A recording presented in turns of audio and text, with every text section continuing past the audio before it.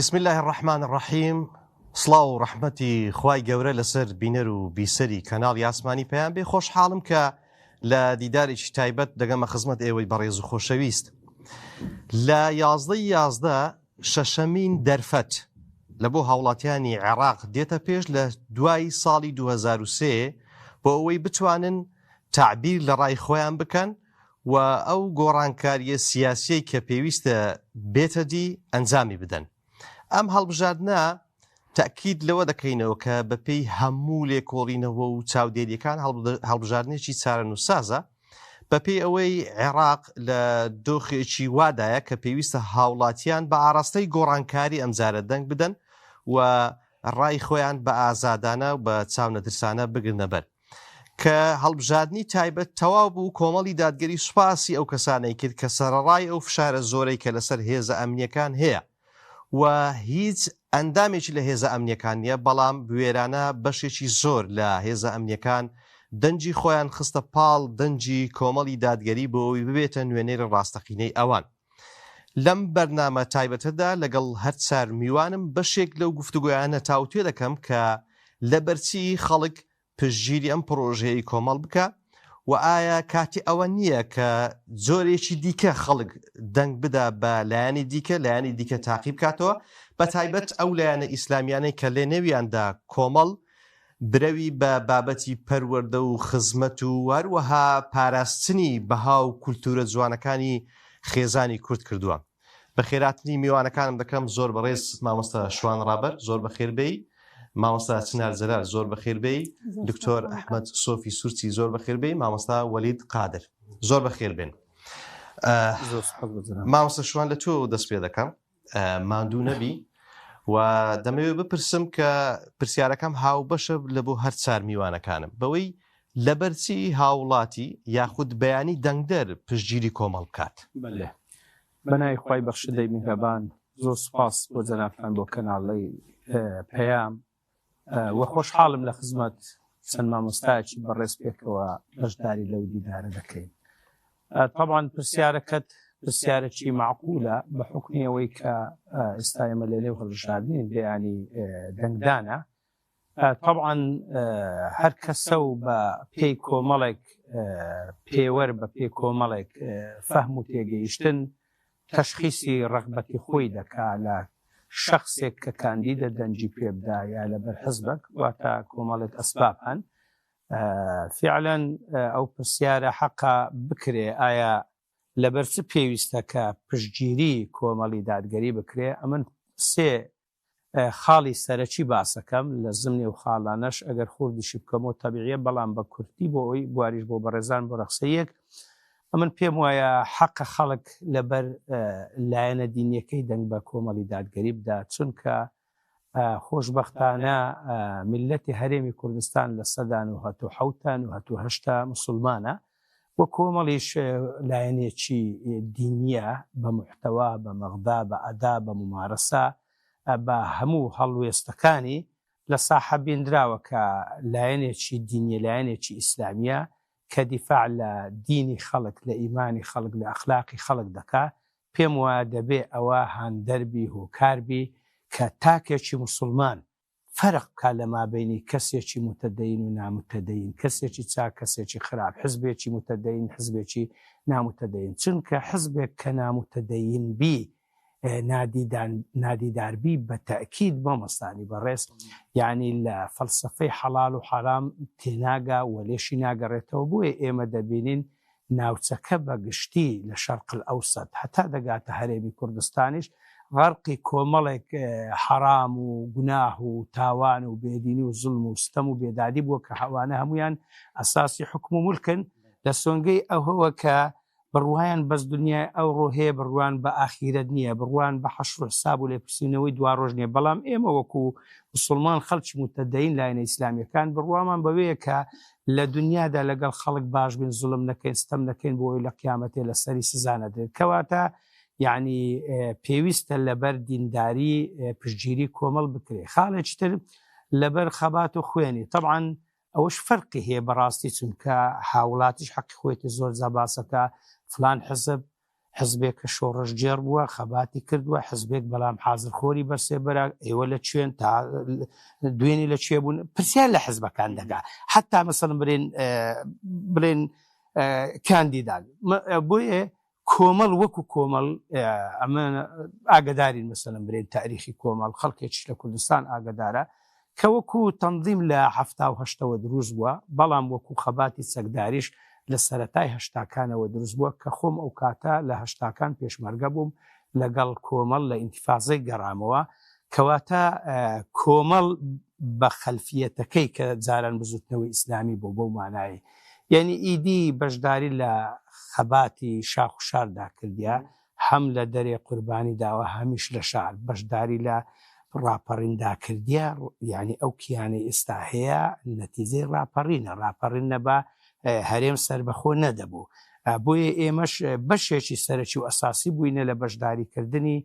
ئازادکردنی هەرێمی کوردستان و بەدیهێنانی کیانی کورد بۆیە خەڵک پێویستە بەڕاستی پاڵپشتی کۆمەڵکە تەقدیری ئەو خەبات و خوێنەی بکە تەقدیری ئەو جودەی بکە خاڵی سێم هەڵوێستەکانی ئەو هەڵوێستانی کە لە ساحە دیارن ممارەسە دەکرێت هەڵوێست یعنی ئیش و کارەکان یعنی خەدەماتەکان یعنی دەربڕینەکان بۆ نمونە تەماشە دەکەی کۆمەڵ لە ڕووی ئیعلامەوە ئیعلامێکی هەیە کە پێی سەربەرزی خەڵک ئەتوانی تەماشای بکە چەند کەس لەو لایەنە سیکۆلاریستانە لەلایەنە ئەلمانیەکانم بینیوە کابرا لەگەڵ حزبێکی ئەلمانیا گوتوویەتی مامۆستا بڕوا دەکەی یعنی کەناڵی ئێوە دەکەمەوە بڕوا دەکەی مامۆستا شەرم دەکەم کەناڵی خۆم کەمەوە چکە بۆ عائیلەکەم ناشێ ناگونجێ یعنی لە ڕووی ئەخلاقەوە لە ڕووی پەروەردە و بیناکردنەوە و هەروە تەماشە دەکەیت لە ڕووی خێرخوازیەوە بەڕاستی ینی لە ڕووی خێرخوازیەوە و دەستگانەی کە هەینێت کە بەلای کەمی چوار دەستگایەکی هەیە خزمەتێکی باش بۆ خەڵکە دەکەن لە ڕووی مەواقیفی سیاسی تەماشە دەکەی لە حکوومەت بووە لە پەرلەمان بووە لە هەرێم بووە لە بەغدا بووە لە حکوومەتی خۆماڵی بووە لە هەموو شتانە نوێنەری باش بووە مەواقیفیشی باش بووە مووقیفی سیاسی تەماشای ئەدەبیات و بەلاغاتی یعنی کۆمەڵکە کاتێک کە مەسەڵەن برێن بۆ نمونە یعنی هێرشێک دەکرێتە سەر هەرێمی کوردستان مەترسێک لەسەر هەرێمی کوردستان لە ئارایە ڕووداوێک ڕوودەدا شتێک بەرامبەر بە دین و ئیمان و ئەخلاقی ئەو میلەتە دەکرێت بەرامبەر بەرنەتەوە گەل و نیشتیمان دەکرێت کۆمەڵ بەیانێک دەردەکا ئەگەرچی وڵاتێک شلی حادث دەبی بۆ نمونە ئەگەرچی وڵاتانی مەسەن لەوەیانی حادثمیە باز بداتن بەڵام هەڵوێستێکی جوامێرانە و مەردانە هەیە بۆیە ئەمن یعنی ئەو سێ خاڵە دەیکەمە ئەساسی قسەکانم کە پێویستە خەڵک لەبەر ئەو خاڵانە هاوکاری کۆمەڵکە یا پژیر کۆمەڵ مامۆستا سنەر دووبارە بەخێر بێ ئێستا ینی پێشی ئێستاش کە هەڵمەتی هەڵبژاردن و هەمویان باسی سەروەری خۆیان دەکرد ئێستا ئەگەر کەسێک ڕوبەڕووی جەنابەت ببیتەوە بڵێ لەبەرچێ پشگیری ئەو پرۆژەی کۆمەڵ بکەم چ وەڵام دەدەیەوە سەرەتا بەناوی خوای گەورە سوپاس بۆ بەڕێستان بۆ ڕەخساندنی ئەم بەرنامێکەوە لەگەڵ بینەران خۆمانە پێش ڕۆژ هەڵبژاردنکەوە گویان لە وتەکانمان بێت ڕاستیەکەی ینی مەبەست ئەوەیە باسی کۆمەڵ بکەم ینی لەبەرچی پژگیری ئەم پرۆژەیە کۆمەڵ بکرێت لەبەرچی خەڵک دەنگ بە کۆمەڵ بدا بە شێوێکی گشتی بەڵێ لەبەر ئەوەی سەرەتاڵم لەبەر ئەوەی کۆمەڵ حزبێکی ئیسلامیە و وەکو ئەوەی کاکشوان وتی لە ناوچەکەدا ینی خراپەکاری بڵێن بڵاوە بە هەمان شێوە چاکەکاریش بڵاوە ینی وەکو بڵێ ئێستاکانە هەر لە غەزەوە بیهێنین هەتاک و ئەگاتە کوردستانە بەولاوەتر شابینین زیاتر خەڵک ئەگەڕێتەوە بۆ لایەنی دینیەکە و ڕوو لە دینەکات و بینین دوای شەڕی غەزەکەەوە هەموو دنیا ڕویان لە دین کردووە زانی ینی وەکو بڵێ ڕوون لە عەدالەت و ڕوو لە دینەکەن کەواتە چارەسەریەکە چارەسەریەکەی هەموو ئێمە زۆر بەرنامە ینی بەکار هاتووە لە هەموو دنیادا بڵێن جێبەجێ کراوە بەڵام ئەبینین هەر هەمووی فەشەلی هێناوە و لە کوردستان شابینین هەموو ئەو ینی 30 ساڵە ئەم دەسەڵاتەمان هەیە فەشەلی هێناوە ڕاستیەکەی بۆیە ئەبینین تاکە چارەسەر حزبی ترشە بوو هەڵتۆقین وەکو عارەزە و بەڵام ئەوانش عینە فەشەلیانینە کەواتە وا باشە بگەڕێنەوە بۆ حزبێکی ئیسلامی کەوا خەمی خەڵک بخوا بۆ دنیاکەش بۆ قیامەتەکەشی و ڕاستگۆ بێ لە خەڵکداوە ئەمین بێ کەسەکانی و دەستپاک بن و قوربانی بدەن لە پێناو دینەکان و لە پێناو مافی خەڵکدا ئەبینێ ئەو شتانەش هەمووی لە سوپاس بەخوای گەورە هەمووی لە کۆمەڵ و کاندیدانیانە بڵێ ئەو پرۆژەی کۆمەڵ جێ ئومێدە کە خەڵک متمانەی زیاتری پێ بدا بتوانانی زیاتر بەڕشتر بێت بەڵێ ڕاستەکەی ئەگەر بەس بەرنامەی هەڵبژارنەکەی بێ بەڵێ بەرنامەی هەڵبژارنەکەی یعنی بەرنامەیەکی تێر و تەسەلە و 6 لایەن ئەگرێتەوە ئەو لایەنانەش هەمووی لە دەستوری عێراقیدا باس کراوە و لە هەمووی لە یاسا عێراقیەکاندا باس کراوە ئەتوانین هەمووی یعنی بەحەول و قووەتی خی گەورە هەوڵی بۆ بدەین خی گەورە یارمەتی دەرمان بێ یعنی ئەگەر بمان نێرن ئەوێ ئەتوانین هەوڵێکی باش بۆ خەڵک بدەین و شتێکی باشیان بۆ دەستەبەر بکەین انشاءالله. ئەگەر هەریز نەبێت توانین هەوڵی تەواویان هەوڵی ڕاستەقینیان بۆ بدەین بەڵام ئیتر ئەگە خەڵکەکەش نەمان نێرێت ئەوە دوایی لۆمەمان نەکەن و لۆمەی خۆیان بکەن و دیسان نەگەڕێن سەر گلەی و گازاندە و دەسەڵات ئەوهای لێمان کرد و دەسەڵاتە درمان لێکات چکە سبەینێ وەکو بڵێ کاتی یەکلاکەرەوەیە بۆ خەڵک ئەتوانێ بڕیار لە مافی لە چارەنووسی خۆی بدا و یعنی خۆی بۆ گۆڕانکاری بۆ قۆناغێکی تر ئامادە بکات. سپاس دەکەم دکتۆر زۆر بەخێر بێ. شتێکی عەرەبی هەیە كل يغني على ليلى هەمویان باسی خۆیان دەکەن بەڵام بە شێوێکی هادی تر و لەسەر خۆتر یعنی کۆمەڵ چی هەیە بۆ ئەوەی خەڵک پشتگیری زیاتر بکە و ڕوبەڕووی دەنگدەران بە شێوێکی گشتی چ شتێک هەیە باسی بکەین بۆ ئەوەی خەڵک پشتگیری زیاتری ئەم پرۆژێ بکات. الحمد لله والصلاة والسلام على رسول الله محمد وآله وصحبه ومن والاه. بآية القرآن دست بكم خواهي ورفرمي وتعاونوا على البر والتقوى ولا تعاونوا على الإثم والعدوان. لهم كارشي تاك واجب إنساني إيمان دار مسلمان يارمتي يكتري بدن لوشتي خراب ودجمنات ودجمن كاري يارمتي در يك دين بن بلكو پیغمبر فرمي صلى الله عليه وسلم انصر أخاك ظالما أو مظلوما براي خود سر بخ ظالم بي يعني مظلوم بي قلت يا رسول الله صلى الله عليه وسلم أجر مظلوم بي ودزانين بس شون أجر ظالم بي فرمي بأن تدعه عن الظلم يعني بأن تمنعه من الظلم يعني نيلي ظلم بكبرايته ئێمە ئەو برای خۆمان ئێوە کە ئێمە سەردێخنیان ئێمە کابرانی خۆمان لە کۆمەڵی دادگەری دەمانەوێت بە قووەتر بن بەهێزتر بن بە تااقەتتر بن کەیف خۆشتر بن شتی چاکتریان لەدەست بێ ئێستا ئەگەر 50 سنتەریان هەبێتە 200 سنتەری حفظی قورئانێ ئەگەر 7,000 تەڵەبان هەبێتە 56,000 تەڵەبە ئەگەر مرکزێکی تەحفیظ هەبێتە 10 مرکز ئەگەر سۆمای چاوانەی هەبی لە بۆ سەرپەرشتی یەتیمان بەخشینێکی هەبی با 15 بەخشین و 15 سۆمای چاوان هەبێ یعنی بە خۆشحاڵیەوە پیاو هاتۆتە بەخشینی ئێمە کلیلی داناوەتە سەر مێزی گوتیتی کاکە ماڵەتی مەکەم دەوێ کرێتی بیخانی بۆ بکردن گوتمەوەڵانیە ئەو ڕەحمی خوای گەورەیە کێ وای کردووە یەتیم نەمینی لەو هەولێرەی کرێتی بیت ئەدێەوە ڕەحمی خوای گەورەنیە یعنی ئەمە نەبووینە تا ڕەحمی بەشێک لەو ڕەحمی کە خوای گەورە بۆ عەبدانە دەکا کە توانیمانەکە خەڵکی کرێتی یەتیمی کرێتی نەمینی پێشان خەڵک کە دەبۆ یەتیم دەستی بگریانە دەکرد دەیگو لە برسان دەبرم ئێستا وەڵی کابرا دەبیتە یەتیم الحەمدولله وەزعی باشتر دەبی لە پێشەوەی کە بابی مابوو ئەوە بە هیمەتی چێە خوای گەورە فەرمێ وقل اعملوا فسيرى الله عملكم ورسوله والمؤمنون ئەوە خوای گەورە دەبینی و پێغەمبەریش پێی دەگا صلی الله عليه وسلم ئیماندارانش دەبینە نەمەس دەکەین بەڵام من داخگرانم بیر لەوەی دەکەمەوە فکر لەوەی دەکەمەوە خەڵکێک هەیە من ترسی خەڵکی جێگیری خۆم نییە کە صاحب عەقیدە و ئیمان و وەلا و بەڕاعەت چونکە بیکوژی پارچەکەی ئەوەی دوینێکە لەسەر سندوقەکانی دەنگدان ڕوویدا کە کابرای مسلمان هاواری دەکرد لە ناو قاعی بابە وەڵڵا دوونێ لە عومرەی هاتیمە کو دەنجی بدەمە مەسیحێکی بە قسەی ئێوە یعنی خەڵکێک هەیە کە صاحب عەقیدەیەکی بیر و باوەڕ هەیە هی ئێمە نەک دەنجی نادەتە مەسیحیش بە قسەی ئەوانە هەر دەنجی دەداتەمە من ڕوو لەو کەسانە دەکەم کە لە بۆ معاشی دەنجی دەداتە مەسیحی لە بۆ معاشی هەموو شتێکی دەکرد ڕوو دەکەم ما دڵێم بە چاوی ضەمیر و وجدان بە ئیمانەوە تەماشەکەن وەلا و بەڕاء معنی چییە خۆشویستن و ڕقلێبوونەوە معنی چییە ئێمە لە عەقیدە و بیر و باوەڕی خۆمان وەکو مسلمان دەڵێن واجبە پاش خوددا و پێغەمبەری خوا صلی الله علیه وسلم مسلمانی ڕاستت خۆش بێ تو خوددا ئەوەی کە بەخۆی شەرم بێ بڵێ مسلمانم ئەوەی کە ئیعتیزاز و ئیفتیخار بەوەی دەکە نەسرانیەشی دەباتە بەغدای بە خەڵکی بە دەنجی خەڵکی مسلمان فەلەیەکی دەبا کە ئەو فەلەیە لە ڕووی عەقیدە و بیر و باوەڕ وەلا و بەڕاء باوەڕی بە پێغەمبەری من نییە صلی الله عليه وسلم و ناکرێ بیکەیتە مراقب لە پەرلەمان ئیشی پەرلەمانی چییە دوو شتە مراقبە و متابعەی ئیشەکانی حکوومەتی بکە و هەروەها یاسا دابنێ ئەو نەسرانیە یعنی ئەو مەسیحیە ئەوانە وەکو مرۆڤ برای ئێمەن وەکو مرۆڤ لەسەر ئاردی دەژین جیرانی ئێمان ساڵەهای ساڵە چاکیان لەگەر دەکەین سەدەقەشان بۆ دەبین گۆشتی قوربانیشان بۆ دەبین کە یەکە لە تقوساتی ئیسلامیش خاصە بەس لەوان دەبین و چاکان لەگەر دەکەین چکە قورئانە فەرمێ گوناه نییە ئەگەر ئێوە عەدالەتیان لەگەر بکەن و چاکان لەگەر بکەن با ئەوان ئەهلی کتاب بن یان خوای گەورە فەرمێ وإن أحد من المشركين استجارك فأجره حتى يسمع كلام الله ئێمە هەموو شتێکی چاچان لەگەر دەکەین و ناوی خوای گەوریان بەبەرز لە دێنین لە ئەوەی تەسلیمی دینی خوای گەورم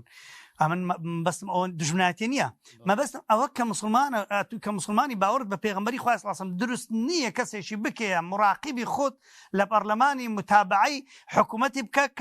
کە مسلمان نەبێ و هەروەها نابێ کەسێکی بکەیە ئەندام پەرلەمانی خۆت و نوێنەری خۆت کە بچی لە پەرلەمانی بەغدای یاسای لەو مسلمانان دابنێ لەو خەڵکێکی کە 1995 مسلمان بی بە شێوێک دەنگت پێدا خینەی خۆیان ون دەبێ بەو شێوازە مامۆستا ئەوان ئێستا ما لە پەرلەمانە دەچینە پەرلەمانێک ئەو 329 کەسی لێیە ئەغلبیە شیعەیە بەرادرانی شیعە لەوێنە شتێکی دادەنێ سبەینی لەگەر مەذهبی مە ناگونجێ ئەوان جوان لەو شتانە نییە چێ شیعە دێ چێ مەسیحی دێ چێ یێزیدی دێ خۆ عەلمانەکان جوان لەوەی نییە ئەوەی خەمخۆری دین و کەرامەتی ئەو میلەتێ بە دەرەجەی کۆمەڵی غەریبە کۆمەڵیش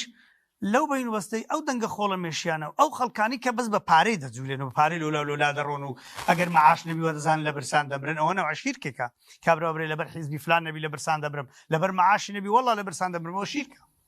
دەبێ بڕێ خوا ڕەزاقە جەلە جەلالو یعنی کەسێکم نەدی زۆر بەداخەوە لەو هەموو چەکدارە بڵێ وەڵڵا دەنجی نادەمە نەسرانیەکی نەک مەعاشی 100 مەعاشم ببڕن جێم لێ بوو یەکە گوتوبی کاکە هەر لەوانەی خۆتانی کەچی بین بادەنجی بدەمی ئاخر لۆ نەسرانی و مەسیحیەوە یعنی وەختم لایەنە دینداریەکەی زۆر خەتەرە خەڵک غەیری کۆمەڵ غەیری ئیسلامیەکان دەنگ بداتە کەسانێکی کە ئەو کەسانە ڕویان لە دینی خوای گەورە نییە ئەوە یەک دووەم تاقە کەسێک لەو دنیای کە خەمی مسلمانانی بی چێ ئەو کەسی کە مسلمانە خەمی دینی بی خەمی پەروەردەی بی خەمی ژێرخان و سەرخانی ئەو ملەتەی بی کە خەمی ئەو نەوتەی بی خەمی ئەو ماڵ و داهاتەی بی یعنی باوەڕ بکە مامۆستا محەممەد ئێستا ئەو مامۆستا شوانە سبەینی دەریش بچێتە دایرانش معلوماتی پێنادن کە ئەندام پەرلەمانی مسلمان باوەڕکە ئەندام پەرلەمانمان هەبوو لە دەرگەی سایلۆی لێ نەگەڕێنێ بستە ژۆری تەماشی سایلۆی بکە لۆ لەبەرەوەی دەزانن هەرجێکی دەستی لۆ بەندەستیان ڕەش دەبی دەزانن هەمووشتان کەشف دەبی یعنی هێندە ڕەشاتیان هێندە زۆر بووە هێندە زۆرەوە نانەوێ خەڵکی مسلمان بێشتیان کەشف بی موامەڕەکی زۆر گەورە لەسەر کۆمەڵی دادگەری هەیە موامەڕەکی زۆر گەورە لەسەر کۆمەڵی دادگەری هەیە مسلمانانش لە بەرامبەر خوای رب العالمین مەسئولن بەرامبەر الله سبحانه وتعالى لەچی مەسئولن لەوەی مەسئولن کەوا پشتگیری مسلمانان نەکاش دەگەڕێمەوە مامۆسەوەری دووبارە بەخێر بێ هەمان پرسیار بەو شێوازە بکە کە بە تایبەتی لەو دەڤەرەی کە ئەتوولەی خەڵک لەبەرچی پشتگیری کاندیدەکەی بکە پشتگیری کۆمەڵ بکە لە دەنگدان دەستا خۆش بێ بۆ ئەم دەرفەتە لەگەڵ میوانە بە ڕێزانە مەفق سەرکەوتن ئینشەڵڵا ئێمە ڕابردوومان شایەدە بۆ ئێستا بۆ داهاتوو لە هەرێمێک دەژین بەڕاستیەوە دەبینین زولم ستەم نادادگەری نەعەدالەتی لەو پەڕی قیمەیە خەڵک لە هەموو سێکتەرەکان لە هەموو بوارەکان تەماشادەکەی ژیانی وەکو پێویست نییە بەڵام ئەگەر تەماشای ڕابردووی کۆمەڵی دادگەری بکەین کەوا هەموو کاتێک لە بەرەی ستەم لێکرا بووە دژستەمکار هاوڵاتیان دەبێت ئەوەی بزانن بەڕاستی کۆمەڵ بادی زۆریشی داوە هەموەکو سەرۆکەکەی هەم دەمێ بە هەلوێز بووە هەموەکو حزبەکەی بە هەلوێز بووە لە بەرەی ستەمکار بووە هەموەکو پەرلەمانتارەکانی بە بەردەوامی شەڕی قوتی ژیانی خاچی هەرێمی کوردستانیان کردووە یعنی لە پەرلەمانی هەرێمی کوردستان لە ئەنجومەن نوێنەرانی عێراق بە بەردەوامی لە بەرەی ستەم لێکرابوونە لە لای هاوڵاتی بوونە دژی ئەو زوڵم مستەمەی کەوا لەو خەڵکی هەرێمی کوردستانە دەکرێت بەڕاستی هاوڵاتیان دەبێت ئەوەی لە بیر بکەوە کۆمەڵ لەسەر هەندێک بادی زۆریشی داوە زۆر جا باسمان کردووە خاڵێکی ترش ئەوەیە مامۆستا محەممەد ئەگەر باسی بکەن ئەوەیە بەڕاستی کۆمەڵ وەکو مامۆستاش بە شێوەی ئاماژەی پێکرد یعنی وەکو پارێزەرێکی دین و ژینی ئەو خەڵکەیە ئێستا لە هەرێمی کوردستان بە واقعی دەیبینین موامەرەیەکی زۆر هەیە بەڕاستی دژ بە دینی ئەو خەڵکە دژ بە موسڵمانان ئەو لە شێوازی ناو پرۆگرامەکانە قوتابخانەی بی بە جژایەتیکردن دروستکردنی دەستگەوتی بەلادانی مامۆستای ئاینی بی بە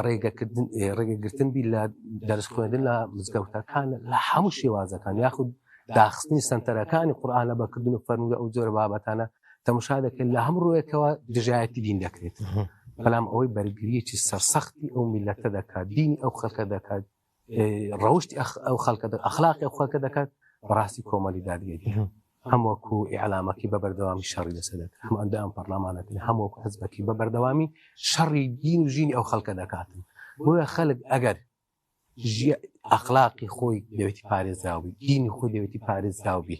ژیانی خۆی پارێزراوی دەبێت پشتگیری کۆمەڵی دادگەری بکات ڕابردوو شاهێدە و کاو کۆمەڵی دادگەری بە بەردەوامی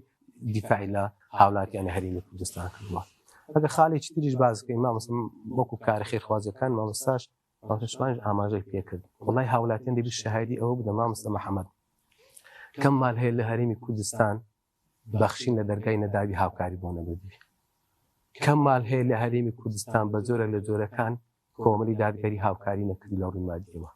ئێمە بەڕاستی ئێستا بووینە یعنی حزبی هەژاران بەخیڵەتی بەڕاستی یعنی ڕۆژانە لە دەرگامان دەدرێت ڕۆژانە پەیوەندیمان پێوە دەکرێت ڕۆژانە خەڵک داوای هاوکاری دەکات ژیان و گوزەرانی خەڵک ئەوەندە زەحمەت کرایە ئەوەندە ناخۆش کرایە ناتوانانی گیان بگوزارێنی یعنی پەنا دەباتە بەر ڕێکخراوە خێرخوازیەکان یعنی ئێستا ئەمە لە دەبەری خۆمان بە بەردەوامی خەڵک هاوکارمان دەکات خاڵێکی تر بەڕاستی هاوڵاتیان دەبی ئەوەشیان لەبیری مەست تەماشا دەکەن لە هەموو ڕۆیەکەوە لە بۆ کاری خێرخوازی دێن لە دەرگامان دەدەن لە بۆ کاری پەروەردەی وڵای خەرچی ئالمانی دێتن لە دەرگا دەدەێت کاکە منداڵەکەم ئەگەر دەست و ویراسەتان هەیە منداڵەکەم دەستکردن بۆ دەکەم لە بۆ کاری پەروەردەی دێن لە دەرگامان دەدەن لە بۆ ژون و ژمارەکردن هەر لە دەرگای ئێمە دەدەن لە بۆ هەموو کاری خێریەکان بۆ ڕووی ئێمە دێ ئێمە 4 ساڵ ئیشمان بەوانە ئەو جارش وەرە لە دەرگامەدا پاپشمان بکە هاوکارمان بە بۆی ئەو پرۆژەی خێرخوازەیە ئەو پرۆژە پەروەردەیانە ئەو دیفاعکردن لەو دین و لە ژینی ئەو خەڵکەی بەردەوام بێ بەهێزتر بێت پێویستن بە پاڵپشتی تووە پشتگیرم بکەن بۆی هاوڵاتیان بەڕاستی دەبی وشیار بن عاتیفەی ڕۆژی انتخاب نەیانگری عاتیفە و سۆزداری حزبایەتی نەیانگری یعنی زۆر بەداخەوە تەماشا دەکەی هاوڵاتی هەرێم بە 50,000 دەنجی خۆت بفرۆشی ئەی نەفەر هەبوو لەکەم گوتی چی کاتیی 5,000 بۆ داخل بکات من دەنجی پێدەدەم یعنی ئەوە جێگەی داخە هاوڵاتی لەو ئاستەی بی هاوڵاتی دەبی زۆر لەوەی بەرزتی هاوڵاتی دەبی بزانی سبەی ڕۆژی دەنگدانە چارەنووسی 4 ساری تری خۆی دیاری دەکات لە ڕووی ژیانەوە لە ڕووی موچەوە لە ڕووی خزمەت گوزار لە هەم ڕوویەکەوە بۆی دەبی وریابن هاوڵاتیان ڕۆشنبیر بن و هەروەها ئەو کارە چاکانی کۆمەڵی دادگەر لەبیر نەکەن پشت و پشتگیری کۆمەڵی دادگەر باشە مامۆستا شوان ئەگەر هەڵسەنگاندێک لە بۆ ئەو چەند ساڵی ڕابردوو نوێنەرەکانی کورد لە بەغدا بکەی تەماشا دەکەی ئەوانی کە ڕێژەی ئەندامەکانیان کەمتر بووە چاڵاکانەتر کاریان کردیە بە بەراورد بەوانەی کە ڕێژەکەیان 30 کورسی و 40 کورسی و ئەو بابەتە بووە ئەگەر ئەو هۆشیارە بدەینە دەنگدەر بەوەی ئەگەر بێت و ڕێژەی ئەوانەی کە ڕێژیان لە پەرلەمان لە ڕابردوو دووکەمتر بووە ڕێژەکە بەرز بکرێتەوە ئایا چاڵاشی زیاتر نابێ ئایا بەدەستێنانی ماف لە بۆ خەڵکی باشتر نابێ بەێ طبعا ئەمە مەبدەئەکمان هەیە دەڵێ بە نەوعیەتە نەک بە کەمیەتە واتە بە جۆریەتە نەک بە زۆریەتە جۆریەتی ئەوەیە ئینسانە کە پەرلەمانتارە کە کارمەندێکە لە هەر شوێنێک ئەگەر بێت و محتەوای بەهێزبی و بە بڕژبی واتە فەمەرە و نەتیجەی هەبێ ئەوە باشترە لە چەند کەسێک کە یعنی هەر ناو بن و هەر دەوام بی و هیچی تر ئەگەر مەسەلەن بەراوردێک لە مابینی پەرلەمانی بەغدا بکەین تەماشا دەکەین لە ڕابردوو فیعلەن یعنی هەرێمی کوردستانی شەروا بووە بەڵام ئەمە باسی بەغدا دەکەین سپینێ دەنگدانە بۆ بەغدا تەماشا دەکەین یعنی دوو لایەنی سەرەکی لە هەرێمی کوردستان هەن کۆمەڵێک پەرلەمانتاریان لەوێ هەن دائیمەن زۆری نەبووین لە هەمان کاتدا لە دەسەڵات و لە حکوومەتی ئەوێش بووین حتا ئێستا حالیان کە ئەمە قسە دەکەین سەرۆک کۆمار لەوانە جێگری سەرۆکی پەرلەمان هی ئەوانە 4 وەزیری سیادی و بەدەسەڵاتیان هەیە تقریبا 500-600 یعنی ئاست و پۆستیان هەیە بەڵام لە هەمان کاتدا هەرێمی کوردستانیان بەو تەعاملی کە لەگەڵ بەغدا دەکەن کردوتە ئەزمەستان جێگەی ئەزمە و قەیرانی زۆرە موچە نادرێ دەپارێنەوە لەبەر بەغدا بە قەرزش پارە ناداتە ئێرە مع العلم بە هاوڵاتی بزانی داهاتوو لەوانەیە لە ڕابردوو خراپترش بی لەبەرەوەی لە ڕابردوو یەک دەستورێک هەبووە کە لە 2005 نووسراوەتەوە کە 144 مادەیە کە کورتەیدا بەشداری کردیا ئەو دەستورە تا ئێستا جێبەجێ نەکرایە لە داهاتوودا خەڵکێک لە کوتەلەکان هەوڵی ئەوە دەدەن کە هەندێک لە بەرگە و بابەتەکانی بگۆڕن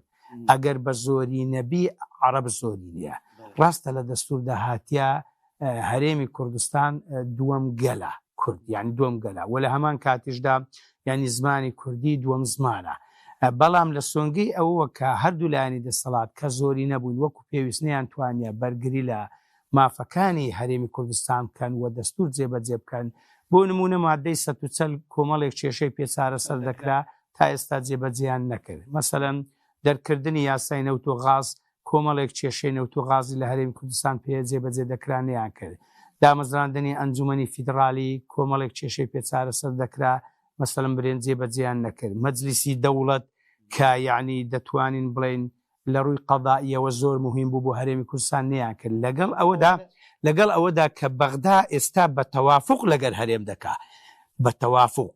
ئەو جا یعنی کورد وەزعی و حاڵەتی لە سایە ئەوانە شڕە ئەگەر بێت و سبەینێ بە زۆرینە بە ئەغلەبیە ئوساد یعنی لە هەموو شتە کورس قوت دینی لە بەغدا لە زۆری نەبین ئەگەر بێت و نوێنەرایەتی کەسانێک لەو لە ئەنجومەنی نوێنەرانی عێراق بن کە بەکردداری لە بۆ کاری پەرلەمانی دەست بدەن نەک لە بۆ ژیرفان و حیزب و خزم و سیاسەتێک کە حیزب ئاراسی دەکات دەکری ینی یاسایەکان دەکرێت بابەتەکە پێچەوان ببێتەوە لە باسکەم کە پرسیارەکەش تەربیدایەتەوە بوو ئەگە مقارنە بکەین مامۆستا محەممەد ینی بەڕاستی ئەوان کە زۆری نەبووینە یعنی ئێستا حساب بڵاو دەکرێت و دەڵێکا کە حەف پەرلەمانتار 4 ساڵە یەک قسەی نەکردیا یعنی خۆ ئەوان زۆری نەبووینەوە برێن کوتلەکانی هەردوو لایەن دەسەڵاتدار بەڵام ئەمە قسە لەسەر کۆمەڵ دەکەین حەقمان لە خەڵکی تر نییە ڕێزمان بۆ جوهدی چاچی هەموو کەسە بەڵام کۆمەڵ لە حاڵەتێکدا 3 پەرلەمانتاری هەبوو جاری وها بۆ دووشە بوو یەکیشە بووە حتا ئەگەر یەکیشی هەبی بەڵام لەناو ئەو 329 دیار بووە یعنی دائیمەن مەسەلەن برێ کەسێکی یا گۆیا بووە خاوەن پرۆژە بووە خاوەن بڕیار بووە خاوەن هەڵوێز بووە خاوەن مەشروع بووە و مەسەلەن برێن دەنجی کۆ کردیتەوە بۆ پەسەندکردنی مەسەلەن بڵێن پرۆژە یاسا یاخود برێن متابعی جدی ئەدای حکومەتی کردیا یعنی کەواتە ئێستا باوە خەڵک حاڵی نەبی بە کەمینە و بە زۆری نییە يعني استخوي سبحانه وتعالى سبارت بحضرة إبراهيم دفرمي إن إبراهيم كان أمة إبراهيم بقت أمته شبوه تماشى دكي لفظة بعدينه دله مير بهزار ميرانا يعني راست آفرته بده هزار آفرته بياوه بده هزار بياوه زبوه يعني هو دارم يعني خەڵک مەسەلەن برێن پاڵپشتی کۆمەڵ بکە کە کاندیدانی کۆمەڵ بچنە بەغدا بۆچێ بۆ ئەوەی ئەگەر یەک کەسیشیان هەبی کە دەمادی باسی حرامم کرد و ناوتاوان دڵنیا بە لەوێن دەرێ دەڵێ نەخێر یعنی ڕاوەستن و بەرامبەر بە مافەنەتەوەیەکانیش بە هەمان شێوە لۆ کۆمەڵ دیترایە یعنی دینداری دیترایە سورئەت و غیرەتی دیترا تەدعیەدانی دیترا خزمەت و خەدەماتی دیترا هەموو شتەکانی کۆمەڵی دیترا لەوانەیە بە پشتیوانی خواستبینێ خەڵک هەبی ببێتە پەرلەمانتار لە بەغدا ئینشاءڵڵا ئەگەر بەقەد ئەوانی لەوانیش باشتر نەبی ئینشاءڵڵا بەقەد ئەوان دەبی بەزاری وا ڕێکەکەوی لەوانەیە لەوانیش بە بڕشتر بی جائیدی ئەوە چییە لەبەر ئەوەی کۆمەڵ مەدرسەیە نەهجە ڕێبازەکەی ڕێبازی پێغەمبەرانە ڕێبازی خوای سبحانه وتعالى خەڵک وا گۆش دەکا چۆن وەچی کۆپی ئیستنساق دەکەی 3 نوسخە و 4 نوسخە وەکو یەکن ئەگە یەک تۆز فەرقۆکە چێبی یعنی ئینشاءڵڵا لە داهاتوودا ئەگەر کۆمەڵ نوێنەری تریشی هەبن چونکە وایان بینا دەکا کۆمەڵ وایان پەروەردە دەکا کە ڕێبازەکە ڕێبازی ئیسلامە ئینشاءڵڵا شەروا دەبن مامۆستا سنار قسەکەمان لەسەر هەڵبژارنی ئەنجومەنی نوێنەرانی عێراقە بەڵام لە هەرێمی کوردستان لە ماوەی ڕابردوو هەر کاتێک ویسترابێ بابەتی پەروەردەی ئیسلامی لە نێو پرۆگرامەکانی خوێندن دەستکاری کرابێ گۆڕانکاری پێداکرابێ ئەو نوێنەرانەی کۆمەڵ لە هەر شوێنێک هەبوو بن ڕێگریەکی باشیان کردووە چۆن بکرێ هاوڵاتیان پشتگیری زیاتر کۆمەڵ بکەن لەبەرەوەی جگە لەوەی کە داکۆچی کارە لە مافی موچە داواکاری خەڵک مافێکی گرنگتر هەیە کە باسی پەروەردەیە باسی پاراستنی خێزانە لە ڕابردوو چۆن کاری کردو کۆمەڵ کە هەموو خێزانێکی کورد ڕەنگە بەناڕاستە و خۆی سوودمەند بێ لەو پرۆژە کۆمەڵ بە پاڵپشتیکردن و ڕێگەریکردن لەو دیاردە و لەو یاسانامۆیانەی کە نامون بە کۆمەڵگەی کوردی. نەسەرەتا ئەم دوو حزبەی دەسەڵات ئەگەر ببینینەوە 30 ساڵە خەڵکە چەوسێنەوە لەلایەنی مادیەوە بە هەموو شێوەیەک، بەڵام لەلایەنی دینەکەش خەڵکە چەوسێنەوە، بەڵام ئیتر وەکو بڵێ شتەکە تۆزێ هەر منافقەیەکی تیا بوو، تۆزێ شاراوە بوو، بەڵام وای لە هەر ئیساکانە گەشتوتە ترۆپک. بینین هەردوو حزبەکە حزبی ئەولا بە ئاشکرا ینی بڵێن بانگەشە بۆ هاوڕەگە سوازیەکە بەبێ ئەوەی بشارێتەوە تاکو یەکێ لە سەرۆکەکانشی لەم هەڵبژاردنەشە بانگەوازی بۆکە. دووەمیان لەم ئێرە لە دەساڵ حزبی دەسەڵاتی ئێرە بە ئاشکرا ئەوێ دینی ئیبراهیمی بچەسپێنێ بەسەر خەڵکدا، یان بیسەپێنە بەسەر خەڵکداوە هەوڵ ئەدابی کاتە ناو بەرنامەکانی وەمەنهەجی دراسەشەوە بۆەوەی وابێ خەڵکەکە ئەوەی وەکو جاران نەبێ ئەوەی ویستی بچێتە ژێربار ئەو نەشیوێ بۆ خۆی دوور بێیان خۆ بتوانێت خۆی پارێزێ نەخێر ئەگە بچێتە ناو پەروەردە ئەو کاتە مناڵەکان هەمومان لە بێژێر دەستیانە بێ و بە مەجبوری ئەو پەروەردەی پەروەرداکرێن کەسی پێی رازی نەبی دواتر لە نێو ڕازی بی ڕازی نەبی ئەوە مناڵەکە بۆ شێوە پەروەرداکات و ئەو خەڵکە بۆ شێوە پەروەردا بێ. بۆیە ئێمە پێمان وایە ینی بڵێ تا ئێستاکانەکەەوەی بینی بێتشمان لە پەرلەمانتارانی کوردستان لە بڵێن لە کوردستان بۆ نمونە بەڕێز عومەر گوڵپی هەتا وای کردووە ئەمدا دیفاعی لە خەڵک کرد و دژی ئەو هاوڕەگە سوازێ بۆ تەناو توانی ڕێکخراوکەشیان پێدا بخات. ئەوە لە دەڤەری ئەولا لەم دەڤەری ئەملاش هەر لەم ڕۆژانە بەڕێز و پاکخانکەوە پێشتر پەرلەمانتار بوو و پێشتر ئەو عنی لە بابەتی ئاینەکەوە ناوین درا بە بابەتە ئاینەکان خوێندی ینی بابەتی پەروەردەی ئاینی ناوین دراکە ئاینەکان ئاینەدا کۆکێکی زۆری لێ کرد و بڵێن هەموو ئەو شتانەی خستە ڕووکەوە چۆن ئەو بابەتە بەو شێوەیە ینی بڵێن بەلاڕێ دابرێت و ئەو مەبەستی کە یان هێلە و لەم ڕۆژانەش عینەن هینێکی هەبوو بڵێن بڵێ کۆنگرێک ڕۆژنامەوانی عینەن بە شێوەیەکی یاسایی زۆر بە جوانی ڕوونی کردەوەکەوە بە شێوەیەکی وە خۆمش لە ئەنجومەنی پارێزگا باسی ئەوە بکە دەمیست بڵێ لەوێ کە کاتێ ویستیان یاسای پەروەردەی دابنێن کۆمەڵی خاڵم نرد بۆ پەرلەمانتارەکانکەوە ینی کەس بینێ ئەو یاسای خوێندنەوەی بۆ کراو و پرۆژە یاسای خوێندنەوەی بۆ کراو ویستیان دەنگی پێ بدەن ئەو بابەتانە بە هەند وەربگرنکەوە لە ناو بڵێن پەروەردەی ئاینە بسەسپێندرێکی لەوانە بابەتی پەروەردەی ئاینەکە باس کەواتە هەڵبژاردننی کەسانێک کە ناشایستن یاخود کەسانێک کە بیر و هزریان کەمتر لە لای پەروەردەی خێزانە گرفتەکە زیاتر دەبێت لە داهاتوو مەبەستم ئەوەیە کەسانێک بنەدرێن کە ینی لە سەرەتا خەمی دین و ژینی ئەو خەڵکەیان بی دواتر بابەتی موچە و بابەتی پاراستنی دەستکەوتەکانی هەرێمی کوردستان مەستا دنیا ینی کاتیە و ئبتیلا و امتحانێکە بۆ هەموو کەسێک مسلمان بیان کافر بی منافق بی هەرچێک ینی دنیا تاقیکردنەوەکی کاتیە ئەم تاقیکردنەوەش بە شێوە هەر لە شێوەکان هەر تێپەڕێ بەڵام ئەوەی گرنگە قیامەتەکەمان دینەکەمان لە هەمووی گرنگترە وە کەسانێک کە دین و قیامەتیان لەبیر بێت طبعا دەزی لە خەڵک ناکەن فێڵ لە خەڵک ناکەن دەستپاکە بن بەرامبەر خەڵک بە ئەمانەت بن بەرامبەر خەڵک و زۆر دیفاع لە خەڵکەکەن بۆیە پێم وایە کەوا یعنی بڵێن کۆمەڵی دادگەری لەو ڕووەوە هەوڵی داوە زۆر یعنی بڵێن لە هەموو لایەنەکان و دیفاعی لە خەڵک کردووە نازم پرسیارەکەشتم تۆزە لەبیر چوو مەبەستم ئەوەیە کە خەڵکێکی شایستە هەڵبژێت بێ کە خەمی ئەم خەڵکێبی لە ڕووی دینی و پەروەردەیەوە کۆمەڵ لە ڕابردووشە بڵێن پەرلەمانتاران وە ئێستاکانش کاندیدان ئەلحەمدولیلا هەمومان لەو شێوەیەکەوە بەڵێ خۆمان لە سەرەتادا خێزانەکانی خۆمان بە پەروەردەیەکی باش پەروەردە کردووە خێزانەکانمان تۆکمە کردووە ئەنجا ئەمانە ئەوەشکەوە ڕەنگ بداتەوە لەناو خەڵکیشدا یەک جوابێکمێ بۆ پرسیارەکەی پێشوو کرد گوتتەوە چەندێتی و چۆنێتی بۆ پەرلەمانتاران یعنی ژمارەمان زیاد بێ لە پەرلەمانی بەغدا چی ڕۆدایان ئەگە لێرە ژمارەمان زیاد بێ چی ڕۆدا ئێمە وەکو چۆنیەتێکە ئێمە الحەمدولیلا تا ئێستاکانە کەم بووینە بەڵام توانیمانە بەقەت ئەوان زیاترش کاریگەریمان هەبێ بەڵام بۆ چەندێتیەکە ژمارەمان زۆر بێ سوودیەکەی چیە بۆ نمونە لەوێ یاساکان یان بۆن ینی وا ئەڵەیان پێڕەوی ناخواڵێ ئەڵەگەر بۆت و بتەوێ بانگی وەزیرێ بکەی بۆ لێ پێچینەوە یان بانگی هەر بەرپرسێ بکەی بۆ لێ پێچینەوە بتەوێ حکوومەت هەڵدەشێنێتەوە حکوومەتی کە دروست بکەیتەوە ئەگەر بێت و لە حاڵەتێکی ئەوەی بە کارەکانی خۆی هەڵنەسا بە ئەرکی خۆی هەڵنەسا ئەمانە هەمووی ژمارەی زۆری ئەوێ لەو لایەنەوە ژمارەی زۆرمانەوە ڕاستەکەی ئێمەش الحەمداوەکو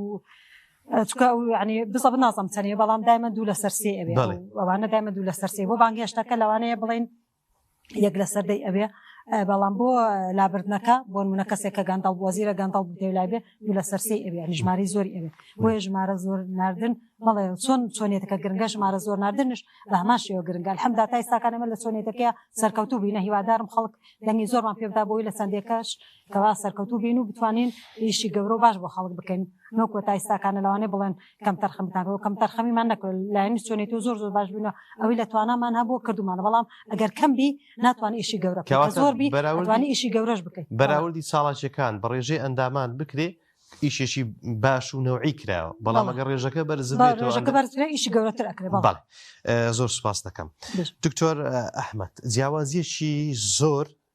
لە نێوان موچەخۆران لە هەرێمی کوردستان و بەغدا هەیە نوێنەرایەتێکی زۆری هەردوو دەسەڵات هەیە بەڵام داکوچێکی کەم لە موچەخۆران هەیە دەکرێت بڵێن ئەگەر بێت و ڕێژەی ئەندامانی کۆمەڵ لە ئەنجومەنی نوێنەرانی عێراق زیاتر بی چاڵاکانەتر دەنگ بەرزتر دەتوانن پشتگیری موچەخۆران بە شێوەیەکی گشتی و بازاریش بکەن بەڕاستی نەهاتنی موچە لە کاتی خۆی ئەمنیەتی خێزانەکانیشی تێکدایە یعنی مشکلەی کۆمەڵایەتیشی دروست کردیە ئەوەی کە کرێچیە و موظەفە و کرێچیە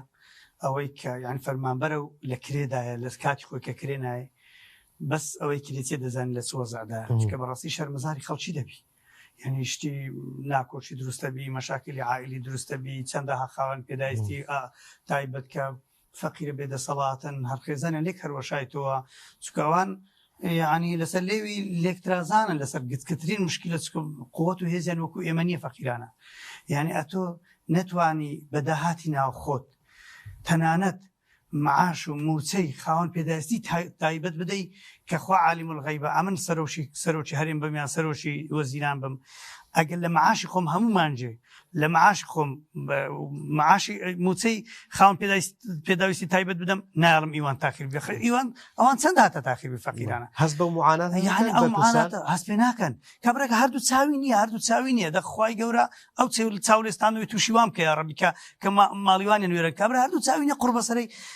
معاشی وی نادا یعنی هەست بەوی ناکە کەسێک چاوی هەست بەوی ناکە کە چاوی نییە کە نابینایە ئەو یەک دووەمینش مامۆستا ئەوانە چ جوان لێنێ لەبەرەوەی موچەی خۆیان مەزبوطە و بەس لێگەڕابان موچەی ئەو خەڵکی با تەوتڕین ئێستەوەشی بەغدا هیچ مشکلێکمان ئێمە بەڕاستی پشتگیری لە تەوتین دەکەین بۆچی پشتگیری لە تەوتین دەکەین لەبەر ئەوەی معاش و موچەی خەڵکی لەبەردەستی ئەو ستەمکارانە بین نەدەرێ کە تەلاعوب بە شعوری خەڵکی دەکەن هەر ڕۆژەی دینیشان بن پێیان هیچ نییە بەس لەبەر ئەوەی معاشەکەیان لەبەردەستی ئەوان بی یعنی نکتەی خۆشم گوێ لێ بۆ ئەوڕۆ تەلەفۆنیان لەو کردم لە بۆ موظفە چیان کرد گوتیانە تۆ معاشت با دەستی وەرگرتیا دەبی معاشەکەی بینیەوە بچێ وزارەی بە هەژماری من وەرگری جاوەچێن بڕۆ لە خۆتان لە هەژماری من وەرگنەوە یعنی شتی وا سیر دەکەن بۆ خەڵکەی یعنی بالضبط فاستخف قومه یعنی خەڵکیان لە پێشتاوە هەند کەم بووە هەند بێ دەسەڵات بووە بەخوا میلەت ئەگەر وەهانی قبول بکە دەنگ نەداتە خەڵکی حەق بێش دەنگ نەداتە خەڵکی بەغیرەت و لێ هات و خوا عالم الغیب زۆر خراپتریشان بەسەردێن لە هەمووش ناخۆشتر پێغەمبەر صلی الله عليه وسلم دەفەرمێ هەر کەسێک براکەی خۆی لە مووقف و هەڵوێستێک بەجی بێلی کە پێویستی پێێتی خوای گەورە ئیلا لە شوێنێکی وە ئیهمالی دەکا کە زۆر پێویستی بۆیە خوای گەورە یارمەتی بدە واللهی ئەو مامە حاجیە و ئەو مامە سۆفیە و ئەو مامە دەروێشە و ئەو مامە سەرەفیە و ئەو مامە دینداری کە هاتووی مزگەوت دەکا ئەوڕۆ لەو مووقفێ پشت دە ئێمە بکە خوای گەورە لە مووقفی وا بەجیان دێلی کە بە خۆشیان زۆر پێویستیان بەوەی کە ئینسان بەقەت چاوتروکانێک پێویستی بە خوای گەورە کە زۆر پێویستیان بەوەی خوای گەورە لە هانان بخوای گەورە لە هانانە چکە ئەوان پشتگیری مسلمانان ناکەن یعنی زۆر خەتەرێکی گەورەیە ئەنجا ئەو گەنجۆکانەی کە تازە لە جامیعی وەردەگیرێن یعنی خوددا دەرماڵە چییە 40,000-50,000 طبع واللهی ئەوانەی کە حانوتی ئەویان هەیە حانوتی زانکۆکانیان هەیە دەڵێن مامۆستا کچی جاحێر کاتێک جیزدانەکەی دەکاتەوە 750 نێت تێدا 500 تێدا ئینسان جەرجی لەتە بێ لە تەماشەکردنی ئەوانە ئەوانی خۆشیان ئەوانی تۆزێک لەوان نزیکن کاتێک جیزدانەکەی خوان دەکەن یا $100 تێدا یا 50,000 تێدا باش ئەو فڕوقاتە شێوازی حکومڕانی هۆکار بووە 100% شێوازی حکومڕانی هۆکارە بۆچی لەبەرەوەی ئەوانە بوونە تا سەگ بەدەست و ملت بەدەست ملت هەموو لە بەردەستی ئەوانە بۆچی ملەتیان بەدەستە چکە ملت دەنجیان دەداتی زۆر بە بێمەتی بەمە دەڵێن خەڵک متوانە بەوە نادە کاکە ئێوە دەنگتان نییە باشەمە چ بکەین ئەمە نتوانین تەنانەت دەرماڵی ئەو خەڵکەی دابین بکەین ئەمە نتوانین بۆچی لەبەری دەنگمان پێ نادەن دەنگمان پێدەن بە ئیزنی خوای گەورە بزانین چۆن دەرماڵیان لێ دەستینەوە چۆن ئەو سولفەی پێشینەی زەواز و پێش ئەو سولفانی کە لە عێراقی چۆن جێبەجێ دەکەین بەڵام کاتێک ئێمە وجودمانەوەی لەوێ وەکو چنارخان گوتی گلەی لە شێ دەکەن دەبێت گلەی لە خۆیان بکەن و دابنیشن لە ئەو 50,000 حرامی مامۆستاوەلی فەرمووی 50,000 حرامی وەریان گرتێ لە بۆ فرۆشتنی دەنجی خۆیان بابچنە و 50,000 فریان بکەوی لە بۆ ڕۆژێکی یعنی ئەم گەورەترین خەفتم ئەوێ بەشەر لە یەک ڕۆژی بژی برێ وەڵام بەس ئەو ڕۆیشم بە ئەو ڕۆکەیە حەقم بۆی دانی مامۆستا شوان باسی سەروەرەیەکانی کرد حەقم بۆی دانی مامۆستا عەلی بابی 22 مانگە لە سزنی ئەمریکیەکان بووە لەسەرەوەی پیاوەشی حەق بووە حەقم بۆی دانیە کە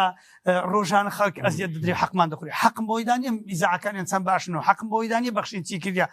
حقت بەسدا هەیە حەقشم بۆی دانێ لە داهات دەست دەکەن و بە تەمایچین و ئێوە چێ دەنێرن حەقم بۆش دانێ چێ دەنێرن مادام حەقتان بۆوانە دانەبی بڕۆن دانیشن بۆ خۆتان بگرین بەڵێ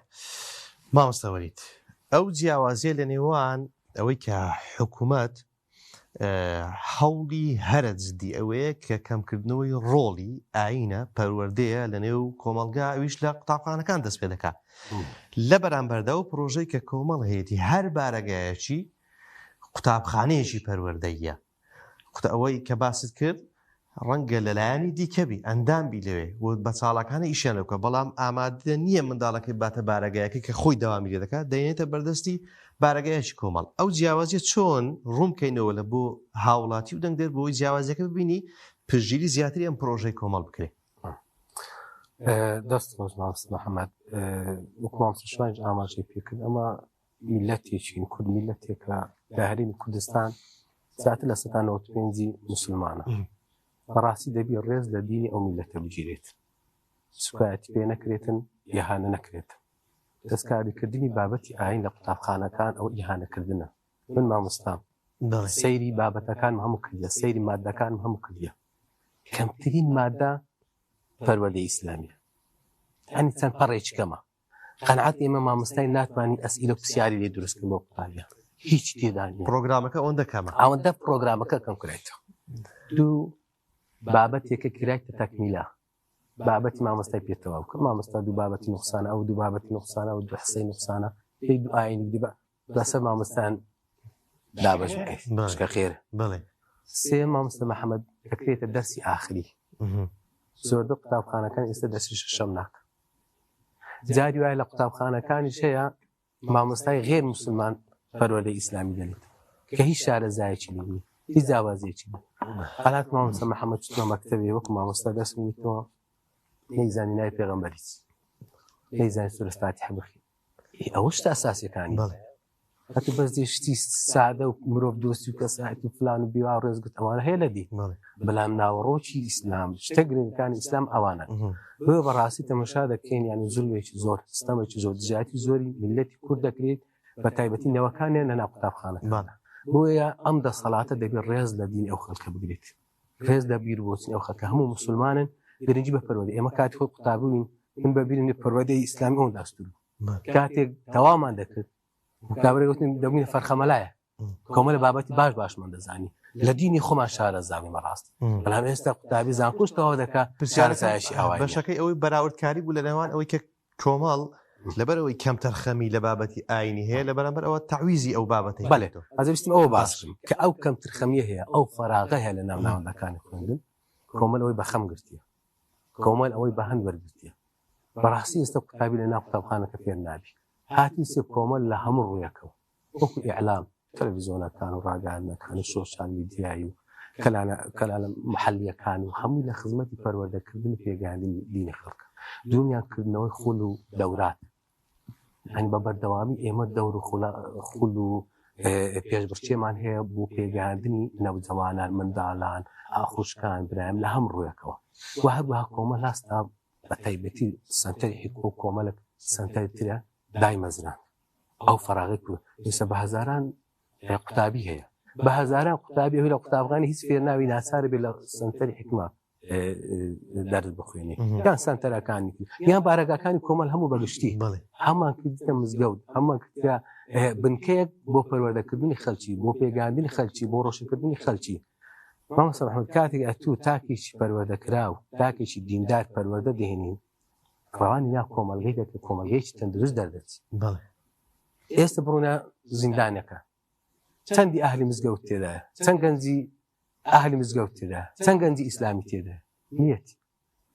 ئێمە وەکو ئیسلامی وەکو کۆمەڵی دادگەری چەند زغارە چێشمان تێدا نیتمە حاشە چەند مەشب خۆرمان تێدا چەند ئەوە بەڕاستی پەروەردەی بەرهەمی پەروەردەیەکی ئیسلامی دروستە بەرهەمی ئەو دینەیە بۆی خەڵک بەڕاستی دەبی پشتگیری کۆمەڵی دادگەری بکاتن کەوا دیفاع لە دین و ژیانی ئەو خەڵکە دەکات بۆیە ئەمە وەکو کۆمەڵی دادگەری بەڕاستی هەستمان بە نەخسە کردی لە ناو ناوەندەکانی خوێندن و هەروەها بەدیلیشماندانە هاوڵاتیانیش دەبی پشتگیری کۆمەڵی دادگەری بکەن ئەو بەدیلە بەهێزتر باش ئەگەر کەسێک بپرسێ بەشداریکردنی هەڵبژاردن و دەنگدان بە کۆمەڵ ئەو پرۆژانە و هەر بەردەوام بن بیکەن مەبەستەکەم ئەوەیە ئایا پاڵپشت دەبێ ئەگەر نوێنەرایەتی زیاتری خەڵک بکرێ ئەو پرۆژانە زیاتر برەوی پێ بدرێ بێگومان هەر کاتێک دەستە زۆر قیاز لەسەر پێوەری کورسی دەکرێت لایەنەکە هەم لە ناوخۆ هەم لە دەرەوە هەم دەسەڵاتی ناوخۆ هەم دەسەڵاتی دەرەوەش حساباتێکی جیاوازتر دەکات کاتێک کە تۆ ڕێژەی کورسیەکەت کەم بێت یاخۆ ڕێژەی کورسیەکە زیاتر بێت واتە دەسەڵات ناتوانانی بربەستت لۆ دروست بکات لەو کارانەدا ئەتو دەنگێکی زوڵالت هەیە لە ناو پەرلەماندا لەسەری گەورە دەکەی دەیدی ئەعلام ناسار دەبکەوە بەداواکاریەکان بنێت دوو زۆر جار تەماشا دەکە ئەو نوێنەرانەی ئێمە کە دەستنە ناو پەرلەمانەوە بێگومان سوود و کەلکێکی زۆر لیان وەدەک لە ڕووی لایەنی مادیەوە بۆی دامی ئەو جۆرە پرۆژانە بکڵێ زۆربەی ئەندام پەرلەمانەکانمان بە بەردەوامی دامی ئەو کارە خێرخواز پاڵپشتی ئەو کارە خێرخوازیانە دەکەن کۆمەڵ حزبێکی لە ڕووی مادیەوە هیچ سەرچاوەیەکی نییە بڵێن لە دەرەوەیان لە شوێنی ترەوە زیاتر کاری خێرخوازیە ئەندامەکانی وەزیرەخانی نیشتە ئەوانە پاڵپشتیان دەکەن بۆیە چەندی بێتن ئەندامانی زیاتر بن پاڵپشتی مادیش بۆ ئەو زۆرە سنتەرانەیە ئەو دوورە ڕێکخراونە بە بەردەوامی تێدا زیاد دەکەن بەڵێ کۆمەڵی دادگەری هەستی بۆ فەراغە کردیە جیاوازی زۆر هەیە ئینشاڵڵا هەوڵی زیاتریش دەدەین کە ئەو فەراغە پڕ بکرێتەوە تاکێکی موسڵمانی کوردێکی ڕێکوپێک بەرهەم بهێنین ڕەوانی نەو کۆمەلگا بکەین بۆی کۆمەلگایش تەندروست سپاس دەکەم مامۆستا شوان ئەگەر بێت و بگەڕێینەوە بۆ ئەو چەند ساڵی کە هەبووە یعنی بەراوردەی بکەین زۆر جار ئەو لیستانە کە هەیە لە هەڵمەتی هەڵبژاردن سەروەرەکانی خۆیان باز دەکەن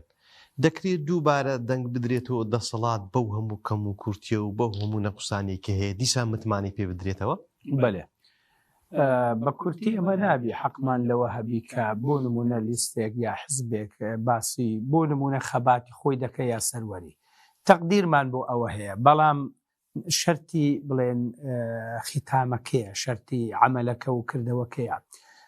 بۆ نمونە ئەگەر قائیدێک هەبی یا عالیمێک هەبی بە هەر قائید بی هەر عالیم بی بەڵام ئەگە کردەوەکانی خراپن کەس نایەوێ بە هەمان شێوە تەماشە دەکەین هەردوو لایەنی دەسەڵاتدار ڕاستە لە شاق بووین بەشداری ڕاپەڕینیان کردی هەندێکی زیاتر و هەندێکیش کەمتر بەڵام خۆ ئەوە بۆ چ بووە بۆ ئەوە بووە هەتا کورد ببێتە خاوەنی حکومەتی خۆماڵی ئەو پەڕی خزمەت بە خەڵکی هەرێمی کوردستان بکە ژیانی خەڵک خۆشگوزەران بکە بەڵام ئەمە عکسەکەی دەبینین عکسەکەی دەبینین عکسەکە ئەوەیە کە کورد چیمیاباران کرا جینۆساید کرا ئەنفال کرا کە ئەمن پێشمەرگە بووم کاتی ئەنفالەکان لە چیای مامۆ یعنی پێشمەرگەی و حزبانە داهاتن بەرەو حدودەکان دەڕۆیشتن ئەمە بە هەدەف ماینەوە بۆ ئەوەی مانی هێزی پێشمەرگە بسەلمێنین بڵێن پێشمەرگە ماوە بۆ نمونە ئی باشە هەموو ئەو کورد بەو شێوەیە تەضعیەی داوە ئی باشە خۆ ئەو کوردە هەمووی بۆ ئەوەی نەبووە هەتا چەند کەسێک لی بەهرەمەندی و بیخوا ئی باش ئێستا هەندێک لە دەسەڵاتداران بەقەد حکومەتێک دەوڵەمەندن باش خۆ ئەگەر هەزاران ساڵ وەچەکانیشیان لێ بخۆن کۆتایی نایە ئەو سەرۆت و سامانە بەس نییە تێر و تەژی نەبوون پڕ نەبوون تێر نەبوون هەمووش لە سەکەولی ئەو خەڵکەیە لە سەمافی ئەو خەڵکەیە لە ئەنجامی ئەوەی ئەوان پارە لە خەڵک سەحب دەکەن یعنی نایدەنێ بە شێوازێک لە شێوازەکان موچە خۆر نادەن مەسەن زەرائیب گران دەکەن شەریکاتەکان هی خۆیانە هەموو شتەکان لە پێناوی خۆی ئیستیغدام دەکەن چینایەتی قڕوپڕاتی دروست بووە چینێکی زۆر کەم ئەوە سیستەمی کاپیتالیستە کە لە ئەمریکا پیادە دەکرێت چەند کەسێک لە هەرێمی کوردستان صاحبی هەموو سەروەت و سامانی هەرێمی کوردستان بەڵام زۆرینە بە ملیۆنان خەڵک یعنی ژیانێکی احتیادی یا سەدان هەزار هەیە زۆر هەژار و نەدارە ئیدی دەبێت بەڵێ سیستەمی حکومڕانیە ناوناخیانە تێگەیشتنیانە فەهمیانە نیەتیانە وئیلا داهاتی هەرێمی کوردستان هێندە زۆر و زەوەندە دەتوانن هەر تاکێکی هەرێمی کوردستان زۆر بە خۆشگوزارانی بژی عیب نییە حەیف نییە کچ و کوڕێک لێرە نەتوانن هاوسەرگیری بکەن لەبێ پارەی لەگەڵ ئەوەیدا منداڵە چیوان ملیۆنێرە منداڵە چیان بۆ عیلاجی طبی دەچێتە دەرەوە بۆ گەشت و گوزار دەچێتە دەرەوە طبعاً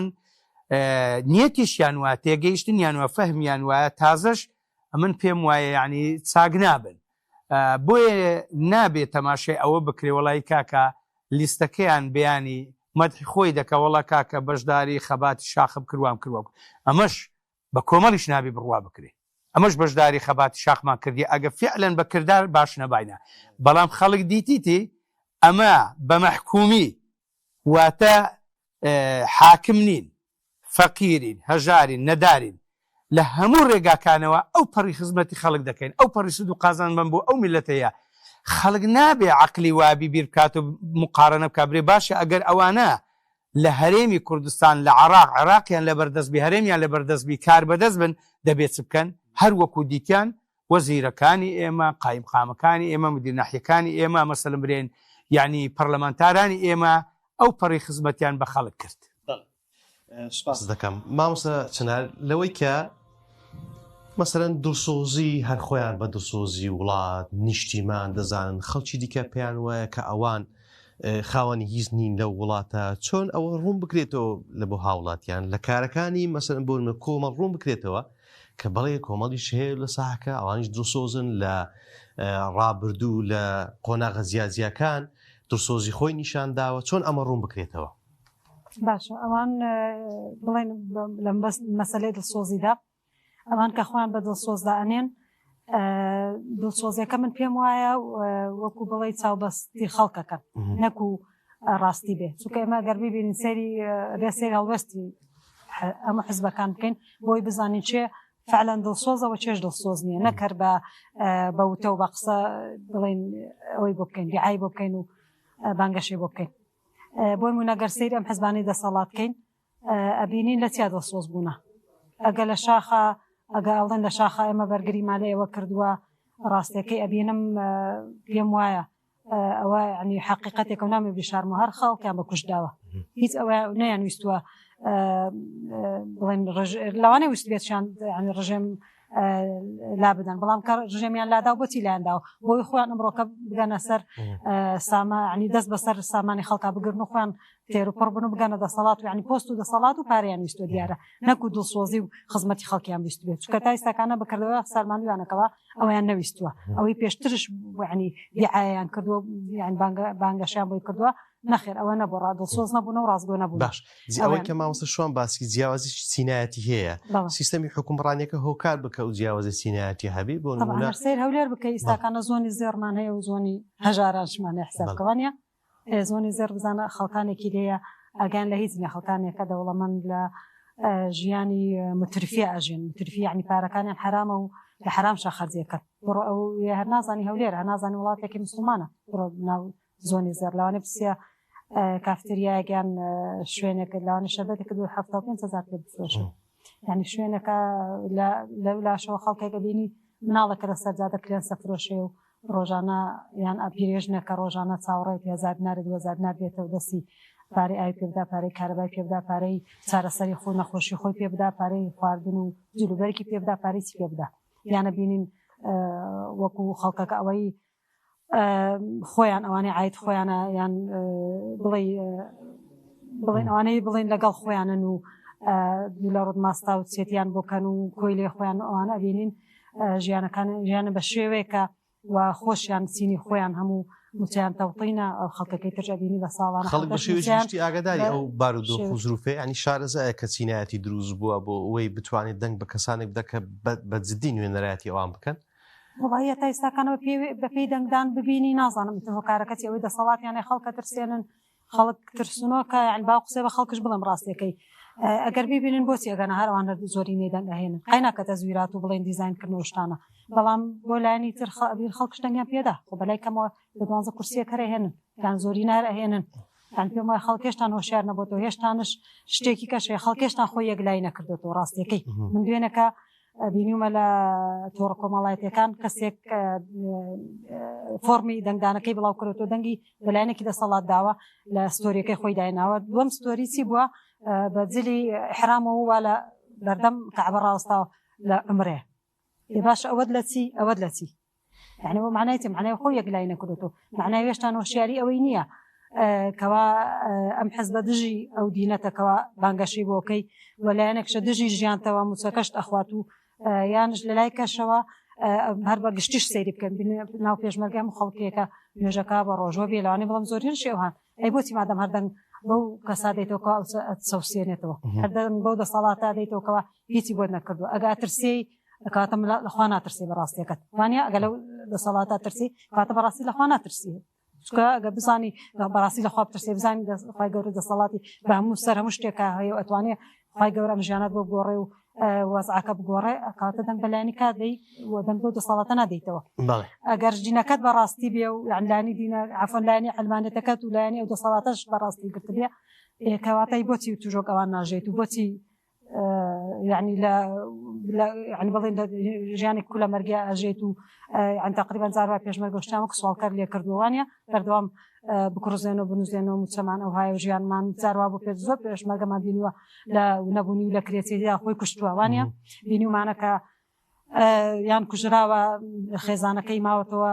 یعنی ئەم حزبانە بۆیان بەخێو کردو مناڵاتی مەکانیان بۆ بەخێو کردووە ئەیکاتم پێم وایە خەڵکەکە خۆی یەکلای نەکردو داواکارم لە خەڵک خوا لە هیچ کەسێک ناترسێت تەنها لە خۆی گەورە بترسێ بە یەکجاری خۆی یەکلا کات یان بۆ لایەنە عەلمانەکە بە یەکجاری خۆی بۆ لایەنە یعنی یەکلای کاتەوە واز بێنە لە نوێژ و ڕۆژ و چاوبەستنی خەڵکا من خەڵکێکی بەدینم و یانش یەکجاری خۆی بەلایەن دینەکە یەکلای کاتەوە نوێژ و ڕۆژ و خۆی بکات و دەنگ بەلایەنە دینەکان بدە بەلایەن ئیسلامیەکان بداوە دەنگ بە کۆمەڵی ئیسلامی بدا بۆەوەی دینەکە و ژینەکەی پارێزراو بێت و ئێمەش بتوانین دفاعی لێ بکەین وەشتی کەشەڵم بۆی خەڵک لەوانەیە زۆر بێمنەتەوە کەم دەنگ بە لایەن ئیسلامیەکان دایان بەلایەنی کۆمەڵی ئیسلامی بە یعنی تایبەتی کۆمەڵی ئیسلامی لە کۆنەوە تا ئێستاکانە بەردەوام زۆر دڵسۆز بۆ بە خەڵکوش وەجاروا بە لە ڕادە بەدەر دڵسۆز بۆ بە خەڵک و بەردەوامش هەر لە لایەنی خەڵک بوو ئێمەش خەڵکێک ئەگە بزانم ئەو کەسە هەر لەگەڵمای دەنگی پێ بدەم دەنگی پێ نەدەم ئەو هەر لەگەڵمایە طبعاً تۆزێکم تەرخەمیەکەم وانە ئەوەش خاڵێکە باش دکتۆر لە کاتی هەڵمەتی هەڵبژاردن ئەوەی کە لە دەسەڵاتە زۆر دێنە ناو خەڵک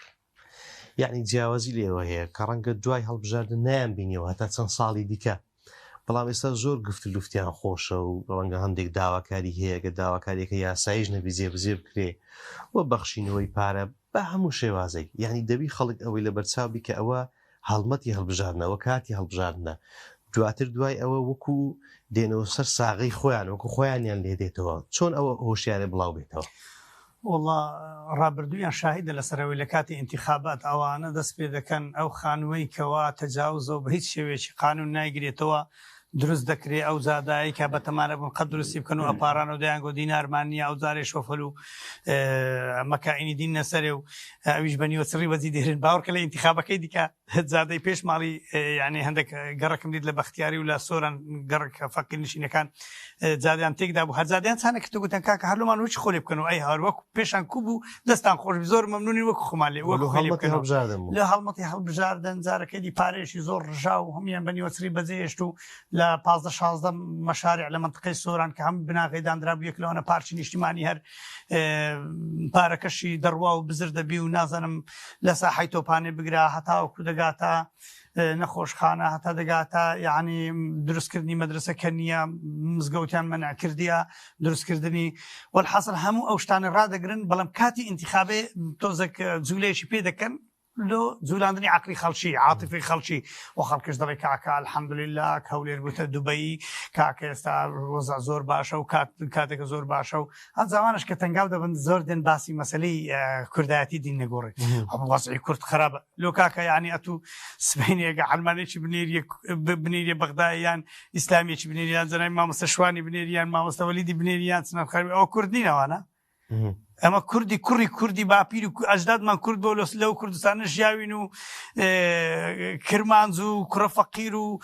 ئەو پیاوە لە پێشمەرگاتی لەگەردا بوو یعنی بەتەمای چێلەوەی مخلصتر بنێری کەسێش کە دەنێری کە هەردەوامیش ناکە ناستەوە لەبەری واستەی هەیە یان تەلەفۆنێک دەکەدەرێن لەو مۆزوعی گەڕەوە یەکسەر دەگەڕێتەوە باشە لێمە مخلصتر هەیە ئێوە خەڵکی بنێرن بۆ مەسلەی کوردایەتی ئەو جوانە کە دێن باسی کوردایەتی دەکەن خۆ دەکەنە خاوەن لە کوردایەتی وەڵڵا ئێوانە خاوەنی کوردایەتی نین ئێوە خائینی کوردایەتین لە زۆربەی کاتەکاندا کەواتە جولاندنی عقلی خەڵکی ینی ئاراستەکردنی بەو ئاراستەی کەوا خوانوا شەریف پیشاندن لە کاتی انتخابێک کە ئەمە بەڕاستی خزمەتکارین و ئەوانە دەبێت خەڵک فکر کاتەوە پرسیار کە باشە پێش ئێستا لەکوێ بووی و وەرە زەمانەت چم دەیە ئیشم بۆ تەواوکە و یان کاتێک دەچی عریزەیەکی پێ عریزەکەی موافقە بۆ دەکەن دەبێت فکر کاتەوە مەسەلەکەی انتخاب ئەو حەقی تو بوو وەکو مەسەلی کابرای لەناو پاسێ دانیشت بوو دزەکە لە پشتەوە پارەی لێ بردوو پارەکەی لێ بردوو ئەویش وای کردوڵە پارەم پێی نەداوای لێ بردنەکەم لە پشتەوەتی عایدی برای خۆتە خەمن نەبی هەتام لێرە بم هەوار پارەی دەدەنەوە پارەی بێ دزیتیان و دەی قسەوکەچی دەدەنەوە و زۆر پیاوانەش خۆ پیشان دەدەن و بەڕاستی زۆر سەخینە لەو مەسەلەی کە شتۆکەچی لەوەی بدەنەوە کە لەمیان ساندێ و لەبن ئەو زەویەی ما ڕۆژانە خەڵک داهاتی ڕۆژان یان کاتی انتخاب هەندێک پارەی دەداتێ ئەو هەندێک لە عمامە بەسەرەکانیشیان کە پێیان دەڵێن عولەما و سوڵتە تەلەفۆنیان بۆ دەکەن دەڵێ ئەرێ مامۆستا ئامن پارە مەرگرتی حرام نێ دەنجی بدەمە فلانی وەڵای کابراکی بێدینە بەس دەنجی دەمێ لەبەر پارەی ئەویش کوڕە گوناحەت دەگاتێ دەنجی بدەی لەبەرێ پارەت لێ وەرگرتیا معاشی لە چێ وەردەگری دەنجی بدەوی کاکە وەڵڵا شتیوانی ئەو معاشە لە زیاتێ و ئیشەی کە دەیکەی سەدام حوسێن لەسەر حکم بی مەلا ئەحمەد لەسەر حکم بی کاک محەممەد لەسەر حکم بی چی لەسەر حکم بی ئەتو دەوامی خۆت هەر دەکەی و معاش خۆت وەردەکری ئەتو لە خزمەتی ئەو معاشە لە زیاتێ و ئیشێ ئەو معاشە لۆ ئیوانەیە اینجا ئیشەکانی حکوومەت شکو جەنابی مامۆستا ئیشارەت پێ ئەو ئیشانەی حکوومەتمان پێ دەفرۆشن و جارێک کە دێن افتتاحی دەکەن هەوە ئێمە ئەو شەری حکوومەت بووە ئەگەر بڵێ حیزب وەڵڵا هەر حیزبێکی ئەو دنیای بینی خوا عالم الغیب لەوانە باشتر دەبی والله بلای کابراایکی بینە لە ڤەنزوێلا لای حیات و کوردستان نبینی بە مقاولات بیدێ ئەو کوردستانی بەو داهاتەی سەد هەندەی خۆشتری دەکە سەد هەندەشی لە خۆی دەبا ئەم نازم بەشی خۆشیان ناکە نەک بەرماوەکەش نادەنە خەڵکی بەرماوەکەشیان بەکاری دەفرۆشرێتەوە خەڵکی کە ئەمە بەردەوامی لە ئیش و کار و ئەو کردی تایبەت یعنی ئێستا مەسەلەن کۆڕەکتری کۆم بۆچی لەو شەخسەچی بی ئاسیاسەر بۆز لە بۆ شەخسەچی بی لۆ ئەو شەریکەی لۆ میلەتی نەبووە يعني او هم ليك شخصي ليك عائلي ليك ناس امسي يعني كان ساعتها مشتي لو كردستان دغنزي بلا ما دغسري بلا او خلكا تيدغا وقشبينشم وخلككش او زاري بقروتين وهاتو تميدان ان شاء الله زور قشبين او زاري شتي عذاب درس دبي ان شاء الله لو برسياله دەست پێ بکەم بۆی کە مامۆستا دەرێ گەشتبینم ئەمە لەو قسانەی کە دەیکەین ئەوە بڵاوکردنەوەی ناومێدی و ڕەشبینیە یاخود ئەوە هۆشیارکردنەوەی زیاترە کە بەڵێ ئێستا هەڵمەتی هەڵبژاردنە دەنگدەر هۆشیار بیتەوە بۆەوەی کە تەنها هەڵسەنگاردنەکەی لە بۆ ئەو حکومڕانیە لەو ماوەی هەڵمەتی هەڵبژاردنە نیە ئەو هاتنە ناو خەڵکو و ئەو یعنی ڕووخۆشیە و ئەو بەدەستگەیشتنی مەسوولان و ئەوانە ئەوە تەنها هەڵمەتی هەڵبژاردنە ناومێد بین یاخود ناومێدمان بەوەی یەبی کە ئەم جارە گۆڕانکاری ڕوودەدا نەخێر مامۆستا محەممەد ئەمەم بابەتەکە ناومێدی نییە بەڕاستی ناومێدی لە سیفەت و خەسلەتی ئینسانی موسڵمان نییە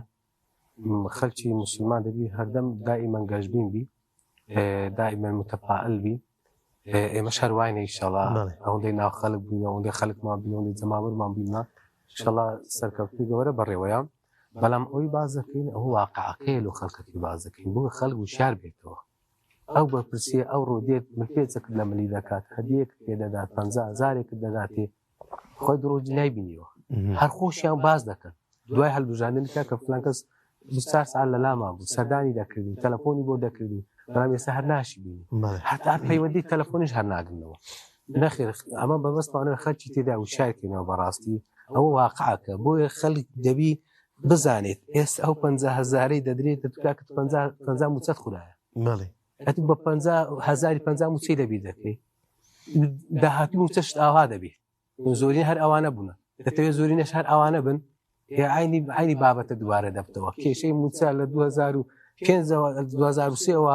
لە بەغداین زۆرینەر ئەو دەسەڵاتەیە هەتا ئێستا کێشەی موچە چارەسەرەکە بەردەوامش خراپتر دەبێت کەواتە ئەوەی ئەت دەیلێت دەتەوێت پشتگیری ئەو دەسەڵاتە بکەیت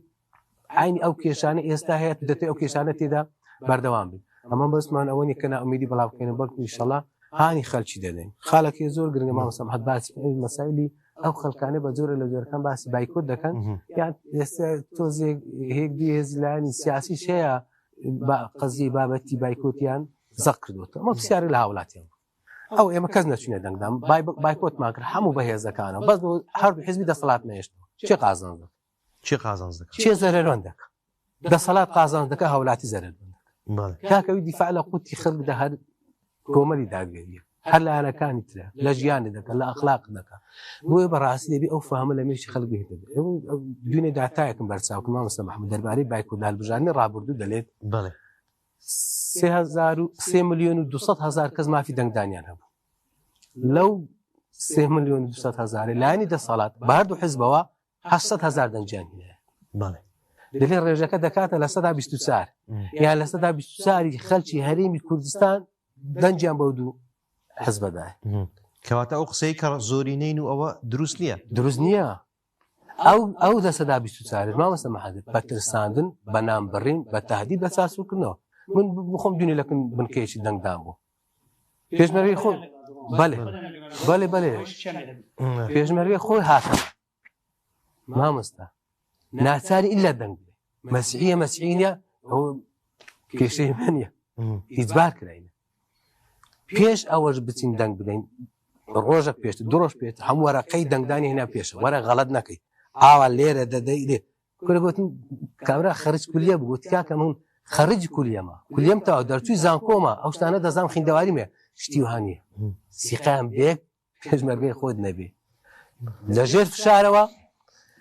سێ شاکری مامۆستا محەممەد لە بنکەکان بووم بنکەکانیان جا کردیتەوە حزبی دەسەڵات پێشمەرگەکانی ئەوە هێ ئەو مەکتەبە هێ ئەو حزبەیە ئەو مەکتەبەش هێ ئەو حزبەیە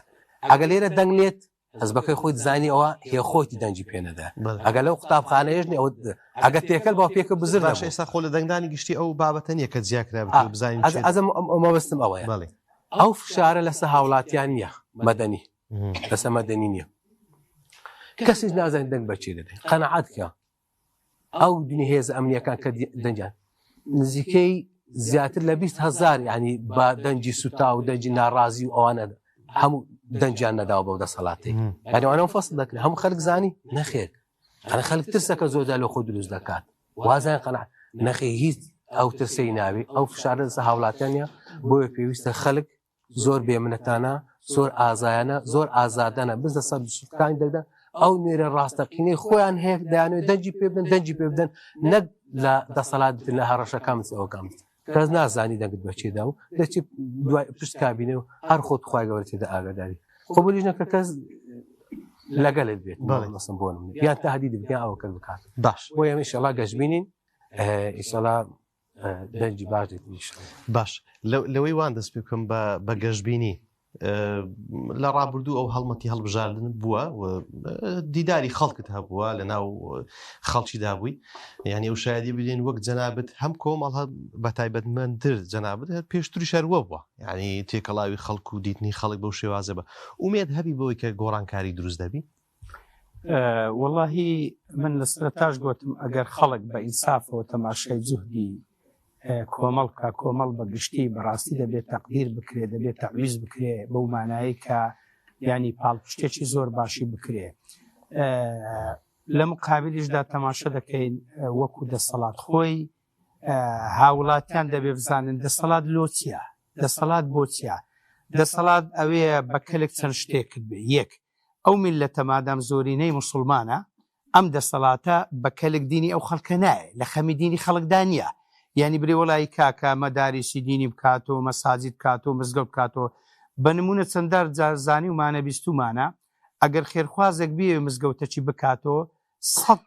کەین و بینی بۆ دروستەکەن مانیعی بۆ دروستەکەن لێ ناگەر مزگەوت دروستکە بەڵام لۆ شوێنێک کە مەسەلەم درێن شوێنێکی خراپی زۆر زۆر ئاعتیادە ئی باشە ئەمن دەسەڵاتێک بە کەلک دینم نیە بە کەلک ژینیش دەسەڵاتە ئەگەر بیاوێ ژینی خەڵکی تەبینکە دەبێت دادگەربی یعنی مەسەلەن برێن لەگەر خەڵک عادل بی باشە دەسەڵاتە ئەگە بە کەلک دینی خەڵک نێ بە کەلک ژینی نێ ئەمن ئەو دەسەڵاتم بۆ چییە ئەمن ئەو نوێنەرانم بۆ چییە طبعا پرسیارێک یعنی بەڕێزانیش تا ڕادەک ئیشارەتەچیان پێکرد یعنی ئێستا ئەو دەسەڵاتەی کە هەیە یعنی لە کۆمەڵی دادگەری دەترسێ بۆ لێ دەترسێ طبعاً بەس لەبەر یەکشت لەبەر ئەوەی کۆمەڵ حزبێکی هێزێکی مەبدەئیە سەرڕاستە خزمەتکارە بەبڕشتە تەسلیم نابی ناکردرێ یعنی کە ئەگە ئێستا تەسلیمی دەسەڵات بی بە پارەی خەنی دەکەن تەسلیمی وڵاتان بی بە پارەی خەنی دەکەن لەوانەیە ئەمە مەسەڵەن بڵێن بکەنە بەدیل بەڵام ئەمە دەڵێن کاکە ئەوە گوناحە ئەوە حەرامە ئەوە خیانەتی نەتەوەیە کە نایکەین یعنی مەسەڵەن ئیدی دێن محارەبەت دەکردن بەڵام خۆشبەختانە لە سایه خوا پاشان لە سایه ئەو جەماوەرە هەم ئەندام و کادیرانی الحەمدولیلا خۆڕاگرن وە جەماوەرە چیش بەردەوام هەیە دەنگ بە کۆمەڵ دەدا ئێستا هەتا دوێنێ دەنگدانی تایبەت یعنی لە میدیاکان خراپ تەفسیر دەکرێت یعنی دەزانن دەنجی کۆمەڵ لە دەنگدانی تایبەت لە جاری هەر ساڵی پار بەرەو سەرتور چووە چونکە ڕەغمی ئەو فشار و پاڵەپەستوی مامۆستا محەممەد لە هەمان کاتیشدا کۆمەڵ بۆ خۆی چەکدار و پاسەوانێکی زۆری هەیە یعنی ئەوانە خراینەتە سەر دەنگدانی گشتی کە دەنگ بە کۆمەڵ دەدەن ئەگە لە دەنگدانی تایبەتی دەنجیاندابا ئێستا ڕێژەی کۆمەڵ زۆر بەرەو سەروتر دەڕۆژ نقطەک لێرە ئیشارەت پێ بکەم یعنی بەبییر خەڵکی بینمەوە لەوانێ خەڵک ئاگای لەو ئیحسانە نەبی ئێستا لە دەنگدانی دووەمی ئەوە دەنگدانی تایبەتی دوێنێ چێ یەکەم و دووەم و سێم و چوارەم بووە زۆر سەیرە یعنی سەرۆگلیستی پارتی یەکەم نەبووە سەرۆگلیستی یەکێتی یەکەم نەبووە ئەوانە یەکەم بووە هەتا چوارەم یعنی چوار کەس کە مەسەڵەن مەسیحی و تورکمان و یەزیدی و پێکهاتەکانن باشە دەبێت خەڵک بزانێ ئەوە پارتی و یەکێتیە دەنگ بەو کاندیدانە دەدا بۆ ئەوەی بەیانی بە ناوی پێکهاتەکان ممارەسە دەکات دەڵێن نوێنەری پێکهاتەکانن بەڵام کادیری خۆی لەگەڕ نوێنەری ڕاستەقینی پێکهاتەکانین من لە علاقاتی دیبلۆماسی بوویمە لە حزب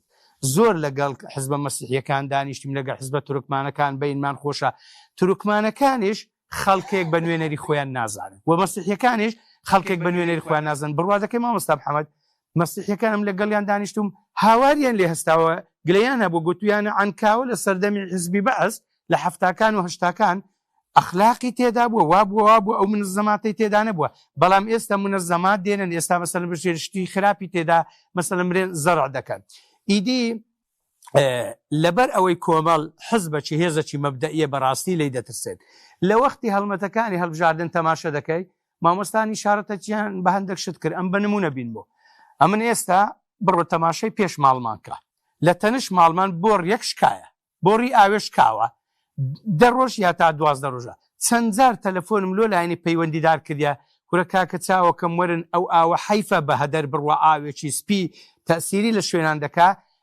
هەتا ئێستا نهاتین باشە حەقمە وەکو هاوڵاتێک بڵێم باشە ئەگەر لە وەختی هەڵبژاردن نێن لە وەختەکانی دی چۆن دێن چکە لە وەختی هەڵبژاردن زیاتر خزمەت دەکەونێ سەتەماشەکە بە دەمانچە مەسەن دەمانچەی دەدەن خەڵکی بەهەدیا دەنجی خەڵک بکردن پارەی دەدەن بە پارە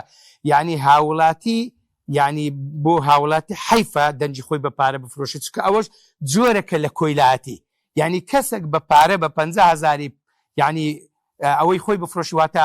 ئیرادەی خۆی دەفرۆشی واتە دەبێ لە خۆی بترسێتن ئیدی تەماشە دەکەن ئەمن دوێنێ بە میراوەی داڕۆیشتیم لە شەقلاوەی یعنی ئەوە ڕێگا قەڵەبار و ئیزدیعامەک دروست بۆ چییە وەڵا ئەوە شاریعەکی قیر دەکەن باشە دوێنێ دەنگدان بۆ ڕۆژی دەنگدان دەیکەن ئەمڕۆ لە تەلەڤیزیۆنی وانم بینیوە بەردی مەشروعەکیان داناوە مەسەڵەن لە مەکتەبەکان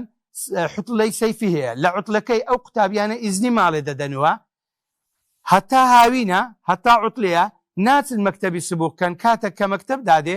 قوتابیەکان دەچن دەیان نێرن و ماڵێ بابوو داک دەڵێن کوڕەکەم ئەوە لۆ هاتیۆ کچەکەم لۆ هاتیۆ وەڵا بابە ئەوە مەکتەبی سبووک دەکەن هەتا برێن وەڵا مەکتەبی سبووک دەکەن هەتا برێ ئیش دەکەن بەڵێ سوپاس دەکەم مامۆستا سنار من ئەو کاتی کە مامە پەیامی کۆتایت بەڕووی هاوڵاتیان دەنگدەران بە شێوەیەکی گشتی هاندامی بۆی کە بەشداری هەڵبژاردن بکەن و پاڵپشتی کۆمەڵ بکەن